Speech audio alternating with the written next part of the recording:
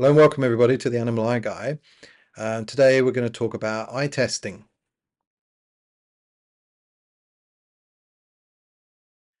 So eye testing is an examination that so-called eye panelists perform.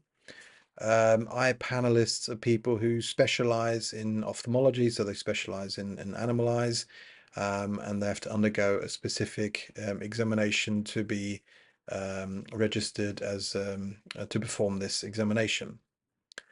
There are different types of eye testing depending on what geographical area you are and which country you're in. In the UK, we do the so-called BVA eye examination, which is one of the most commonly performed eye tests in the UK. In Europe, there's the so-called ECVO hereditary eye disease scheme. In the United States, there's the so-called SERF examination. So there's the different countries have different programs, but all of them look at the eyes, and all of them, or most of them, look for specific diseases in specific breeds. So the BVA eye scheme is the one that I perform. It's a scheme that only includes dogs, so it doesn't include cats. And there's a list of dogs which is currently has about 65 different breeds on them, with specific types of diseases that we're looking for. Any dog can undergo an eye test, and any breed can undergo an eye test. And the more breeders who take the dog for eye examinations, the more information we will get about those breeds, and the better the scheme will become.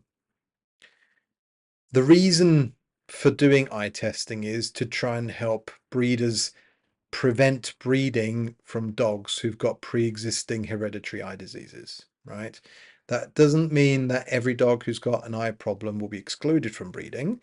It just means that dogs which have got specific types of diseases which are presumed to be hereditary, meaning that they can be passed down to other dogs from that same litter, are not taken into the breeding program in order to try and eradicate those types of diseases. Some of those diseases can be blinding. So one of them is glaucoma, which is why we do a specific type of examination called gonioscopy for certain types of breeds. And glaucoma is a blinding and painful disease. So it's something that is best to be prevented rather than treated, because unfortunately there is no cure for this condition at the moment. There are also certain types of retinal diseases, so diseases in the back of the eye, which will ultimately lead to blindness at a later stage in life. And in some cases, you can see early signs of that. In some cases, you don't see the disease until it has started to affect the patient later on in life. But again, some of these can be hereditary, which means that prevention is better than treating them, because for some of these diseases there is no cure and there is no treatment for it. How is this performed? So you have to book an appointment with an eye panelist, so somebody who's on the scheme for the eye testing session that you want to have performed.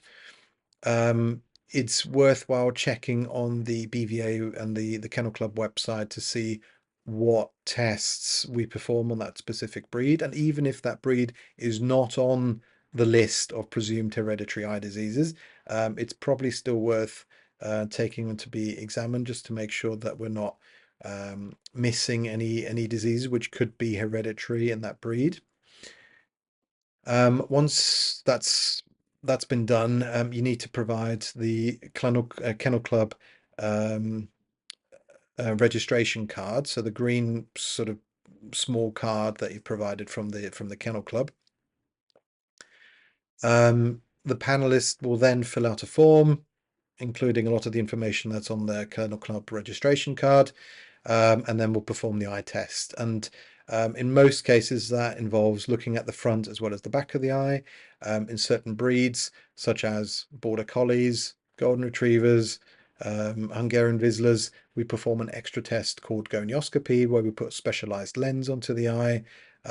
This is performed after putting in some local anesthetic, so the dog doesn't feel anything when we're doing the examination, and we usually have a look at both eyes, and then um, score the so-called drainage angle, whether or not it's normal, if there are some abnormalities, or if there are any significant abnormalities.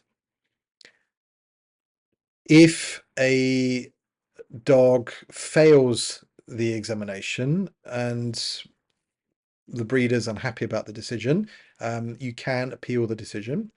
It has to be logged within 30 days after the examination. And there's a process which your panelist will provide you with information about that. There's a process on how to do that. So you have to have a written appeal to the BVA. Then a second panelist will be appointed. That second panelist will have a look at that patient. If he agrees with the first panelist, that means that the appeal has been resolved. If there's disagreement between the two panelists, because unfortunately there is some subjectivity to some of these findings that we have, and not every single panelist will have the same opinion about the same findings. But if they disagree, then the appeal goes back to the so-called chief panelist, and the chief panelist will then have a look at the animal and then decide which finding is correct. And it's important to stick with this appeal procedure, because that's the only way that we're able to structure and organize this process, and for the BVA and the Kennel Club to have all of that information, which is very, very, very relevant for the breed and very relevant for the breeding clubs. We as panelists do not provide breeding advice. So the breeding advice needs to be done by the breed clubs. All we do is we fill out the form, we give you our opinion about whether or not that patient is affected or not affected by these conditions. But we as panelists are not allowed to make any recommendations as to breeding, or which other dogs that particular dog can be bred with. One thing to point out about eye testing is that even if you have a patient that fails the exam, it doesn't always mean that that patient or that particular dog is going to develop the disease during their lifetime, or is going to be blinded or affected significantly within the lifetime. But there are some conditions which are on the list of hereditary eye diseases, which may not affect that particular dog. But if that particular dog is mated with another dog who may have a similar type of this disease, or even if they're clear, the offspring can then develop a more severe degrees of this condition. So failing an eye exam doesn't mean that your dog is sick or damaged in any way. All it means is that it might not be the best breeding stock to pass down their genes with.